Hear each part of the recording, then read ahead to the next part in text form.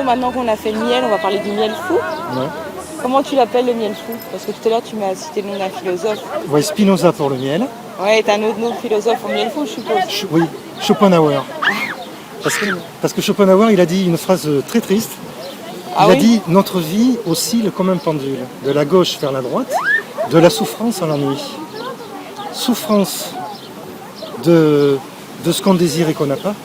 Oui, une sorte de frustration. Voilà. Et l'ennui de ce que l'on ne désire plus parce qu'on l'a. » En fait, il a dit la même chose que Platon, Ouais. mais en plus terrible encore.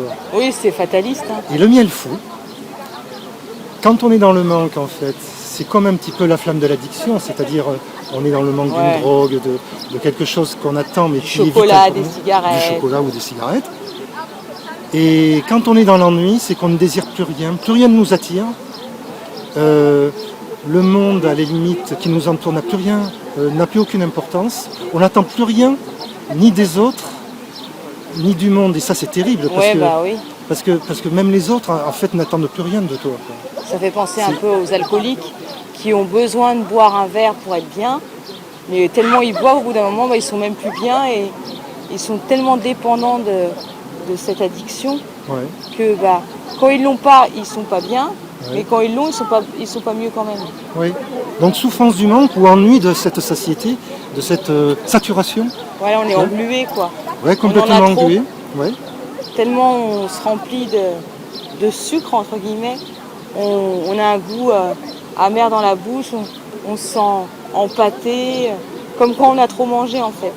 On n'est même plus rassasié, on déborde et on stagne quoi. On est comment dire, comme si on était plombé sur place parce qu'on est tellement repu qu'on ne peut plus avancer. On n'a plus d'énergie. Par excès d'énergie, en fait, on n'a plus d'énergie du tout. Et c'est un peu ce que j'assimilerais à la Dolce Vita. C'est-à-dire ? La Dolce Vita, ça veut dire que on croit qu'on a la vie belle parce qu'on a tout ce qu'il faut, parce que tout est bien dans le meilleur des mondes. On a une belle maison, on a son petit chien, on a un bon travail, on a des bons amis, on a tout pour être heureux, mais on n'est pas heureux quand même. Quoi. Et on se demande, on manque de rien, mais c'est encore pire que tout. Parce que quand on manque de quelque chose et qu'on sait que c'est ça qui nous rend malheureux, on peut travailler là-dessus. Mais quand on a tout pour être heureux et puis qu'on n'est pas heureux quand même, pour moi c'est ça le Dolce Vita. On est tellement englué dans quelque chose de tellement doux et anesthésique qu'on se rend même plus compte qu'on est bien et qu'on cherche le bonheur ailleurs. Quoi. Et on peut avoir cette addiction-là avec l'argent. Je pense qu'il y a beaucoup de gens qui ont beaucoup d'argent, qui sont dans le miel fou, parce que comme ils ont tout ce qu'ils veulent quand ils veulent, ils n'ont plus ce petit plaisir à se dire « je vais attendre avant de l'avoir ». Ils claquent des doigts et ça arrive. Quoi. Donc il n'y a plus aucune notion d'attente, c'est « je veux tout de suite ». Quoi.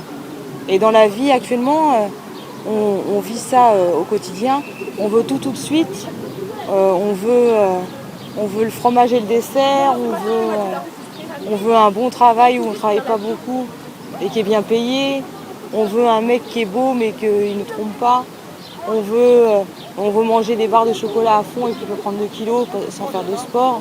On veut tout et son contraire parce que en fait on a du mal à se satisfaire de l'essentiel. Je pense que le miel fou c'est ça. On vient paresseux et quelque part tout nous est dû parce qu'on a tellement été habitué à être gâté, comme on dit, quand un enfant est trop gâté, il est pourri gâté, quand un fruit est gâté, il est pourri aussi. Parce qu'on lui a tellement donné de sucre que il a plus aucune saveur. Et on n'a même plus envie d'y toucher. Merci Vanina. Merci.